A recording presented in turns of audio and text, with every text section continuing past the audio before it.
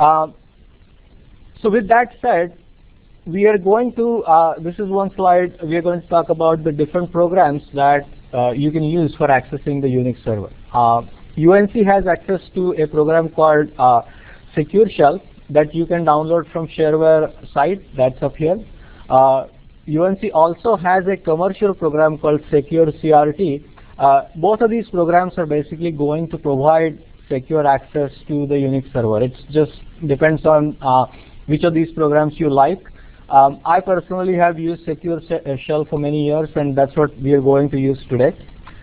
On Mac OS X, if you do Apple spacebar and find Terminal, that's the program you're going to be using. It's built into the operating system itself. And then if you're using some sort of Linux or Unix-like operating system, then again you will have Terminal somewhere in your system tools.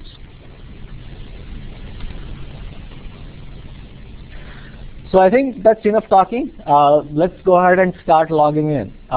So we are going to use this program called Secure Shell.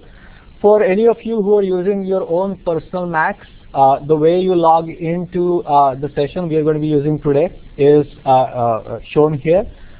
You can, if you're using a Mac, you can try that. Otherwise, let's all go to the desktop. And if you go into this Bioinformatics applications folder, the Secure Shell program is right there. You may have heard about a program called Telnet that a lot of people used to use for accessing Unix servers. Telnet obviously ended up having several security vulnerabilities that were associated with it. So over the last, I believe about 10 years ago, UNC made a decision to switch to using Secure Shell, which is a protocol that encrypts the session between your computer and the server that you're logging into. And the Secure Shell program obviously is what we are going to use to set up a secure connection like that. Secure file transfer is the analogous copy protocol or the file transfer protocol that you can use for transferring files securely between your local desktop and the server that you're working with. And we'll be looking at that probably in the second session next week. So let's go ahead and start Secure Shell. We are going to use this button called Quick Connect. And this is where you can either follow the handout or you can have it open in a different window on your screen. If you have a Kill Devil account, does everyone have a Kill Devil account? Everyone does? Okay, so then we'll work on Kill Devil. So the server we are going to log into is the host name, which is killdevil.unc.edu. And then username is going to be your onion. I am going to use mine, so replace this with your onion name.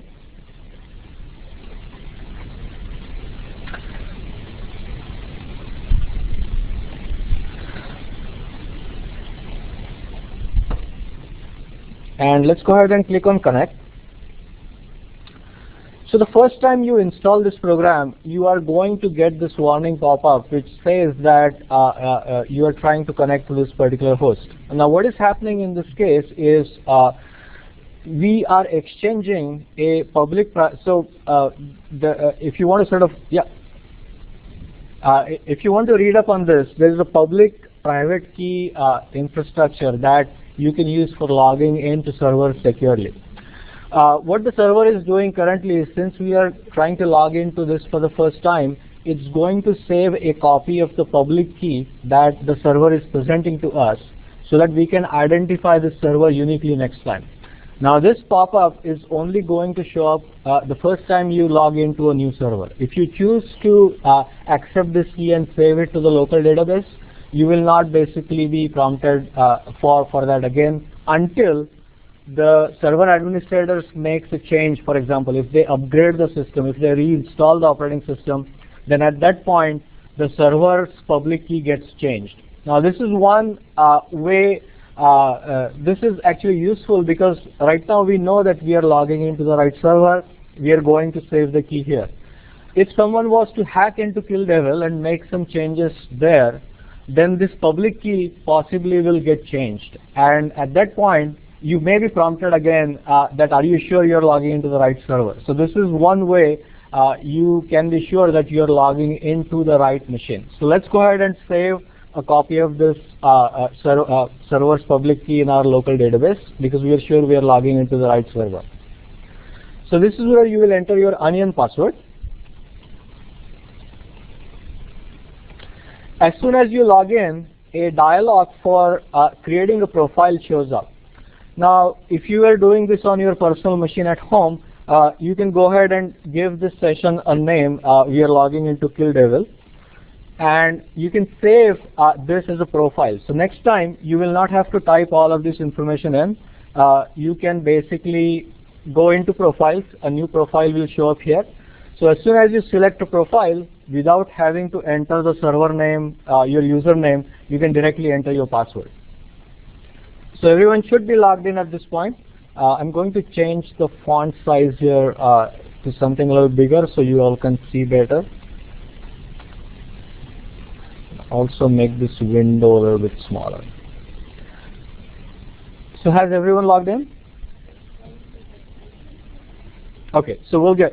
So for those of you who have not logged into Kill Devil before, you are going to get a prompt by a program called SSH keygen.